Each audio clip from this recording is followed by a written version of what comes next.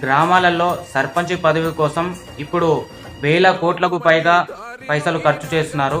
వాళ్ళకు అంత ధైర్యం ఎక్కడిది అనేది నేను క్లారిటీగా చెప్తాను. ఈ వీడియో పూర్తిగా చూడండి.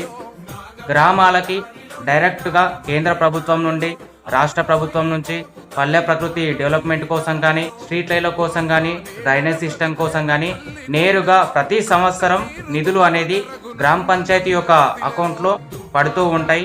గ్రామం యొక్క చుట్టుపక్కల ఎక్కడైనా సరే ప్రైవేట్ సంస్థ కానీ ఏదైనా సంస్థలు డెవలప్మెంట్ స్టార్ట్ చేశాయంటే వాటి నుంచి కూడా కొంతమేర నిధులు గ్రామ పంచాయతీకి ఇవ్వాల్సిన హక్కు అనేది ఉంది. కాబట్టి ఆ నిధులు కూడా గ్రామ పంచాయతీకి రావడం జరుగుతుంది. అవి ఎంత మోతాదులో వస్తాయి అనేది మీరు ఊహకే వదిలేస్తున్నాను.